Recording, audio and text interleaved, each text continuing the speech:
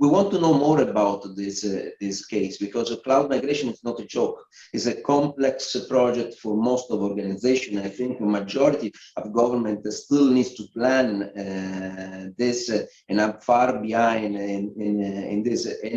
And I'm wondering whether, this project case in the airport can be replicated somewhere else in the economy in Jordan, and you can share your lesson learned. So we will go back on this point.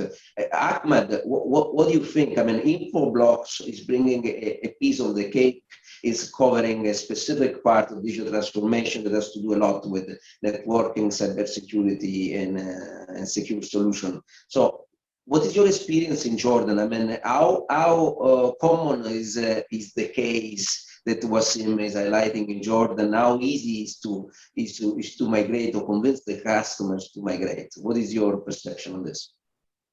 Thank you, Andrea. First of all, for having me here. It's utmost pleasure for me to be here. I'm humbled. I'm honored to be among my esteemed colleagues from the panel and the rest of the audience. Perhaps, Andrea, with my answer, I wouldn't be the best to shed light on Jordan specific, as this is for me a newly kind of territory that I started to look after the operation for Infoblox in. But maybe I can share my experience coming from, working in this industry for 15 years, most of it in the UAE. However, Andrea, I cannot help but also to, touch base on the things that were discussed before about, digital transformation in general and in Jordan, from what I've heard from the other panel, and also, the questions and the chat was very interesting. Digital transformation is not changing only the shape of the business around the world. It is reshaping how things are happening for all of us as individuals as well.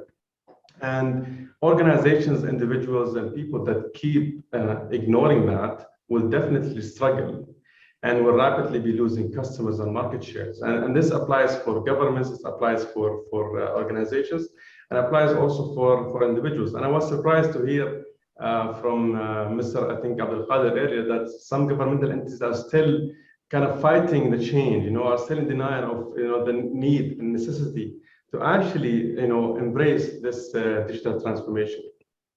From our experience as Infoblox, this transition that is happening, this journey, has introduced many technologies. One thing that we unfortunately see common among them is they're more kind of network-centric technologies, rather than being security-centric. And for us, we believe digital transformation cannot successfully happen without security being at the forefront of the mindset.